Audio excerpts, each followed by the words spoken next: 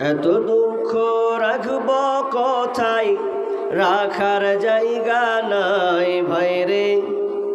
এত দুঃখ রাখি কোথায়, রাখার জায়গা নাই।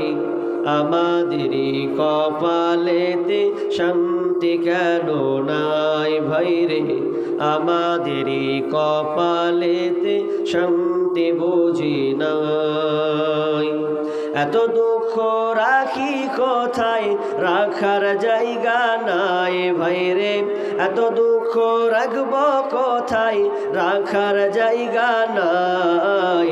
আমাদেরই কপালেতে শান্তি বুঝি নাই ভাইরে, আমাদেরই কপালেতে শান্তি বুঝি নাই। পাঁচ ওয়াক্ত নামাজ পড়ে কপালে তার দাগ, মক্কাতে যাই নামের আগে লাগায় হাজি সাহেব। পাঁচ ওয়াক্ত নামাজ পড়ে কপালে তার দাগ, মক্কাতে যাই নামের আগে লাগায় হাজি সাহেব। চায়ের দোকানে বসে হাজি টেলিভিশন চায় ভাইরে, চায়ের দোকানে বসে হাজি টেলিভিশন চায়। হিন্দি গানের তালে তালে পা দুটি নাচাই ভাইরে, আমাদেরই কপালেতে শান্তি বুঝি নাই। এত দুঃখ রাখি কোথায়, রাখার জায়গা নাই ভাইরে। এত দুঃখ রাখি কোথায়, রাখার জায়গা নাই। আমাদেরই কপালেতে শান্তি বুঝি নাই ভাইরে, আমাদেরই কপালেতে শান্তি বুঝি নাই। সুদে ঘুষে জীবন কাটে করে দুর্নীতি, এমন লোক হয় যদি মসজিদের সভাপতি। সুদে ঘুষে জীবন কাটে করে দুর্নীতি, এমন লোক হয় যদি মাদ্রাসার সভাপতি। ভাইরে উচিত কথা বলতে গেলে মৌলবীর চাকরি নাই ভাইরে, সত্য কথা বলতে গেলে মোল্লার চাকরি নাই। আমাদেরই কপালেতে শান্তি বুঝি নাই ভাইরে, আমাদেরই কপালেতে শান্তি বুঝি নাই। এত দুঃখ রাখি কোথায়, রাখার জায়গা নাই ভাইরে। এত দুঃখ রাখি কোথায়, রাখার জায়গা নাই।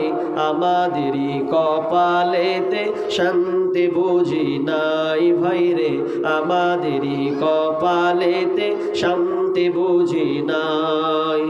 সমাজেতে অসঙ্গতি বলবো কতবার, গায়ের জোরে বিচারপতি ঘুষেরই কারবার। সমাজেতে অসঙ্গতি বলবো কতবার, গায়ের জোরে বিচারপতি ঘুষেরই কারবার। ভাইরে টাকার লাগি গরিব দুঃখী বিচার নাহি পায় ভাইরে, টাকার লাগি গরিব দুঃখী বিচার নাহি পায়। আমাদেরই কপালেতে শান্তি বুঝি নাই ভাইরে, আমাদেরই কপালেতে শান্তি বুঝি নাই। এত দুঃখ রাখি কোথায়, রাখার জায়গা নাই ভাইরে। এত দুঃখ রাখি কোথায়, রাখার জায়গা নাই। আমাদেরই কপালেতে শান্তি বুঝি নাই ভাইরে, আমাদেরই কপালেতে শান্তি বুঝি নাই। বড় ছোট নাই ভেদাভেদ, কোথায় মান সম্মান, বাপের সমান মুরব্বিকে করছি অপমান। বড় ছোট নাই ভেদাভেদ, কোথায় মান সম্মান, বাপের সমান মুরব্বিকে করছি অপমান। ভাইরে 8 বছরের ছেলে যদি সামনে বেরি খায় ভাইরে, 8 বছরের ছেলে যদি ডাইরেক্ট বিড়ি খায়। আমাদেরই কপালেতে শান্তি বুঝি নাই ভাইরে, আমাদেরই কপালেতে শান্তি শান্তি বুঝি নাই। এত দুঃখ রাখি কোথায়, রাখার জায়গা নাই ভাইরে। এত দুঃখ রাখবো কোথায়, রাখার জায়গা নাই। আমাদেরই কপালেতে শান্তি বুঝি নাই ভাইরে, আমাদেরই কপালেতে শান্তি বুঝি নাই। লিল্লাহি তাকবীর। কেমন জিন্দা আছেন গো দেখছি, একটু পরীক্ষা করি। লিল্লাহি তাকবীর। পিছনের লোক কি খবর ভাই, চুক্তি করেছেন নাকি? সবাই যদি একসাথে বলতো অর্ধেকটা পাওয়ার এটি কি, তো ফুল পাওয়ার হলে কত হয়? আরেকবার লাস্ট চান, লিল্লাহি তাকবীর। তোরা পোলাপান তোরা সব দিকে ফার্স্ট হয়ে যাবে, পেছন দিকের কি হবে? কোরআনটা দেন তো, কোরআনটা। উপস্থিত সম্মানীয় সুযোগ্য আজকের এই জলসার স্বনামধন্য সভাপতি, মঞ্চে উপবিষ্ট ওলামা ইকরাম, দূর দূরান্ত থেকে আগত সম্মানীয় অতিথিবৃন্দ এবং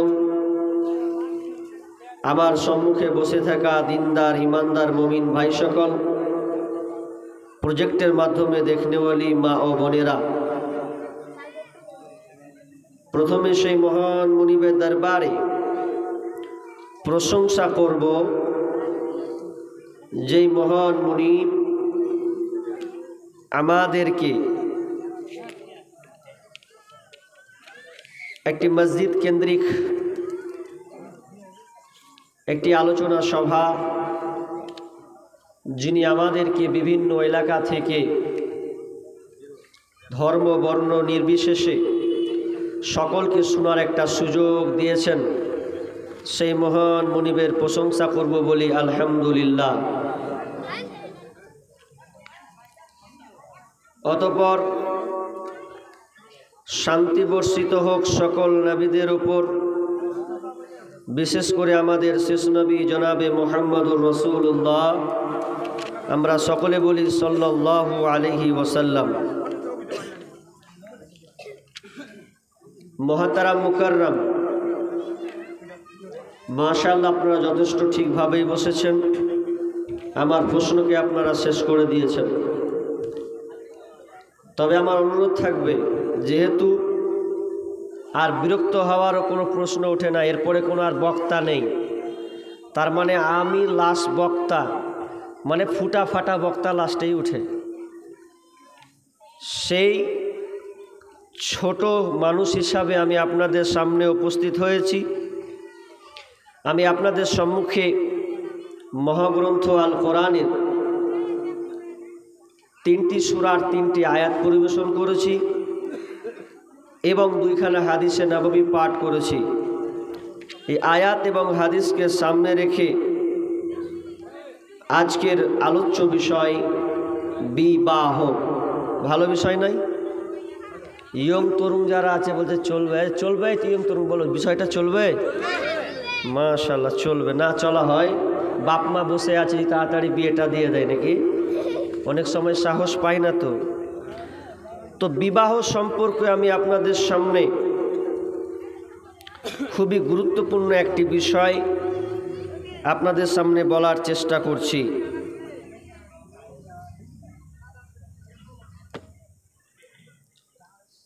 বিবাহ কাকে বলে? বিবাহ কি জিনিস? একটা অপরিচিত ছেলে অপরিচিতা মেয়ের সঙ্গে শরীয়ত অনুযায়ী তাদের দুজনকে হালাল করে দেওয়া, এরই নাম হচ্ছে বিবাহ। একটা ছেলে মেয়ে অপরিচিতা, তাদেরকে সংমিশ্রণে নিয়ে আসার জন্যে, সঙ্গী করে দেওয়ার জন্যে শরীয়ত অনুযায়ী হালাল করা, এরই নাম হচ্ছে বিবাহ। বিবাহ আল্লাহ সুবহানাহু ওয়া তাআলা কেন বানালেন? আদম থেকে নিয়ে পরস্পর চলে আসছে বিবাহটা কি মজা আছে। আদম আলাইহিস সালামকে আল্লাহ বানালেন একা, নীরবতা পালন করছে একা। আল্লাহ বুঝলেন যে এর সঙ্গী লাগবে, এর জোড়া লাগবে। আল্লাহকে অনেক নিয়ামত দিয়েছেন, জান্নাতের নিয়ামত, তবুও মনে হচ্ছে শান্তি হচ্ছে না, মনে একটা দুর্দশা লেগেই আসে। আল্লাহ তার বাম থেকে একটি মহিলা মা হাওয়াকে বানালেন। তাহলে বিবাহ কত গুরুত্বপূর্ণ জিনিস। একজন দার্শনিক বলছেন, পুরুষ যখন বিবাহ করেনি তখন ও অর্ধেক পুরুষ, ফুল পুরুষ হয়নি। যখন বিয়ে হয়ে যাবে সম্পূর্ণ সে পুরুষ হয়ে যাবে। আমি দুটি আয়াত আমি আপনাদের সামনে পড়েছি। একটা নূর থেকে 19 নম্বর আয়াত আমি আপনাদের সামনে পড়েছিলাম।